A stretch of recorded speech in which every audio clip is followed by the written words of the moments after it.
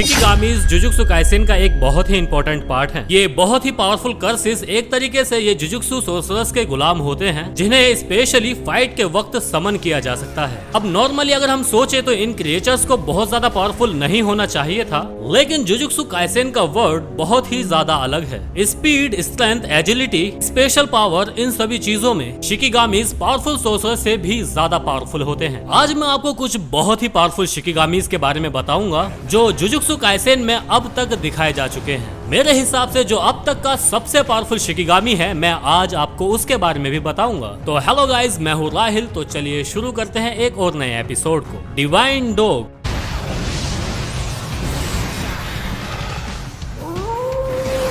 शिकिगामीज की बात हो और मेग्युमी की 10 शैडो टेक्निक की बात ना हो तो ऐसा हो ही नहीं सकता। शिकिगामीज के मामले में मेग्युमी सबसे ज्यादा बड़ा एक्सपर्ट है। उसके पास वाइड वैरायटी के क्रिएचर्स हैं जो हर सिचुएशन को हैंडल करने की कैपेबिलिटी रखते हैं। इन सब में सबसे पहले शिकिगामी आता है डिवाइन डॉग। डिवाइन डॉग सिर्फ एक ऐसा 10 शैडो टेक्निक शिकिगामी है जो कि एक यूजर को दिया जाता है। बाकी जितने भी शिकिगामीज हैं उनको एक रिचुअल के जरिए समन करना पड़ता है और उनसे बैटल करके उनको हराना पड़ता है। लेकिन इसका मतलब ये नहीं है कि डिवाइन डॉग कमजोर है। इनफैक्ट वो मेग्युमी के सबसे ज्यादा स्ट्रॉन्गेस्ट शिकिगामीज में से एक हैं। ये दोनों डॉग मोस्टली ऑफेंसिव टेक्निक के लिए इस्तेमाल किए जाते हैं। ये वीक कर्सेस को आराम से खत्म कर सकते हैं। इनकी सेंस ऑफ स्मेल भी बेहद ही अमेजिंग होती है, जो कि कर्ज स्पिरिट को ये कहीं से भी ढूंढ कर निकाल सकते हैं। इनकी एक अमेजिंग एबिलिटी ये है कि अगर इनका एक डॉग मर भी जाता है ना, तो उसकी पावर्स और एबिलिटीज दूसरे डॉग में ट्रांसफर हो जाती हैं। ये दोनों डॉग कंबाइन होकर एक ऐसा रूप ले लेता है जिसका नाम टोटलिटी है। ये न्यू वुल्फ टाइप का डॉग बहुत ही ज्यादा स्ट्रॉन्ग है और हाई लेवल इवन स्ट्रॉन्गेस्ट कर्ज स्पिरिट को भी टक्कर दे सकता है। बहुत से लोगों का मानना है कि टोटलिटी इतना ज्यादा स्ट्रॉन्ग इसलिए भी है क्योंकि मेग्युमी उसको इतना ज्यादा स्ट्रॉन्ग इमेजिन करता है।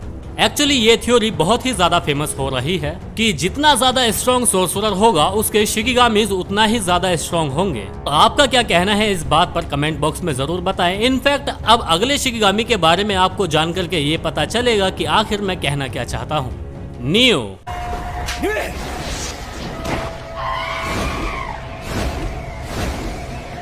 नियो एक आउल जैसा दिखने वाला रिलेटिवली छोटा सा शिकिगामी है। इसके पास फ्लाइंग एबिलिटी होने के साथ साथ इलेक्ट्रिक के झटके देने की भी एबिलिटी है। ये ऑफेंस और डिफेंस दोनों के लिए इस्तेमाल किया जा सकता है। मेग्युमी इसका इस्तेमाल लंबे डिस्टेंसेस ट्रैवल करने के लिए भी करता है। लेकिन अगर देखा जाए ये शिकिगामी उतना ज्यादा स्ट्रॉन्ग तो नहीं है अनलेस इसे सरप्राइज अटैक के लिए यूज किया जाए। लेकिन मांगा में जब इस शिकिगामी को सुकुना ने समन किया था ना, तो इसका डायनासोर वाला रूप सामने आया था। पर ऐसा क्यों हुआ? वेल, जैसा कि मैंने आपको बताया कि शिकिगामी का स्ट्रेंथ सोर्सरर्स पर डिपेंड करता है और ऑब्वियसली सुकुना ज्यादा पावरफुल है, तो इसलिए ही उसके थ्रू समन किया गया नियो भी ज्यादा पावरफुल है। Great serpent. नियो के बाद आता है द ग्रेट सरपेंट। अनफॉर्चुनेटली इस शिकिगामी के बारे में हमें ज्यादा कुछ तो नहीं पता है। एनिमे में अभी तक मेग्युमी ने इसे सुकुना के अगेंस्ट ही इस्तेमाल किया है और सुकुना ने उसे बहुत ही आराम से हरा भी दिया है। टोड।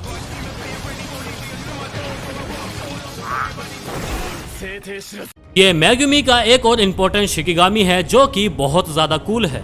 इसे मेग्युमी मोस्टली एज अ सपोर्ट के लिए इस्तेमाल करता है। ये अपनी जीप से अपोनेंट को आसानी से ट्रैप कर सकता है। इनफैक्ट अपने दोस्तों को बचा भी सकता है। टोड की सबसे अच्छी बात यह है कि इसे छोटे मेंढक के रूप में भी समन किया जा सकता है। बहुत से स्पेसिफिक जगह पर भी इसका इस्तेमाल अटैक के लिए भी किया जा सकता है। टोड को बहुत सी जगहों पर एज अ फ्यूजन शिकिगामी की तरह भी इस्तेमाल किया जा सकता है। हमने मेग्युमी को उसे नियो के साथ भी कंबाइन करके यूज करते हुए देखा है। ये उसे उड़ने की कैपेबिलिटी देता है और एक तरीके से उसे और भी ज्यादा स्ट्रॉन्ग बना देता है। Rapid escape.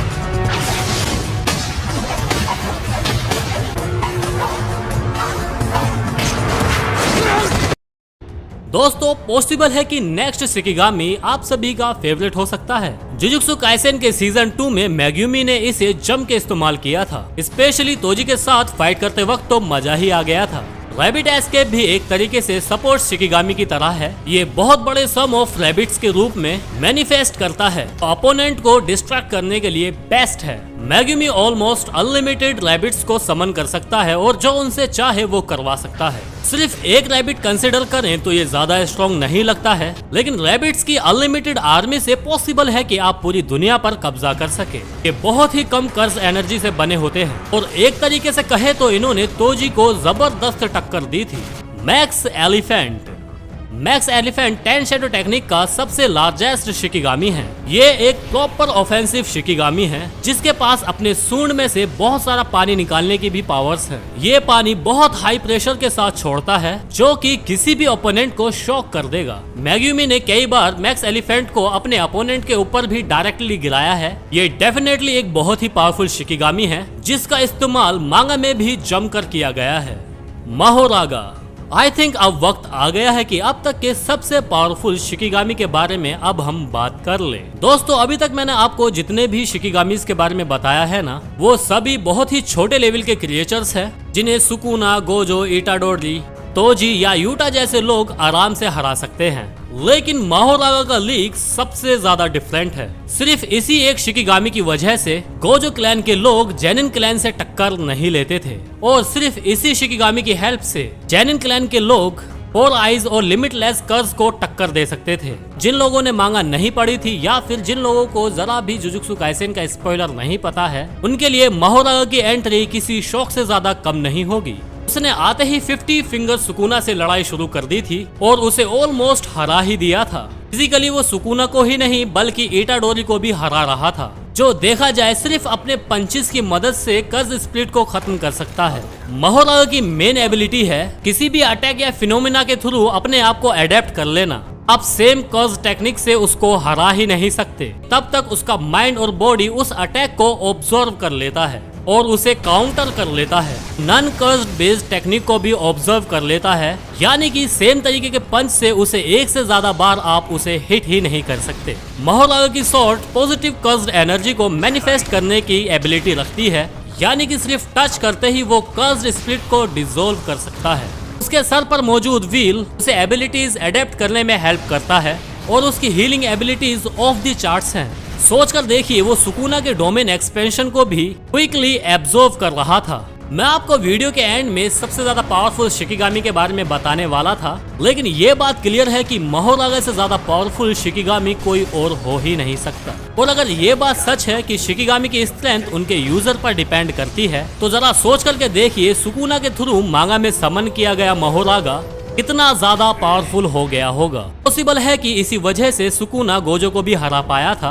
एक ही तरीका है जिससे माहोरागा को हराया जा सकता है कि आप फर्स्ट टाइम में ही इतना ज्यादा पावरफुल अटैक कर दो कि उसकी बॉडी को ना तो अडॉप्ट करने का मौका मिले और ना ही रीजनरेट करने का। माहोरागा को आज तक किसी भी जेनिन क्लैन के मेंबर ने टेम नहीं किया है।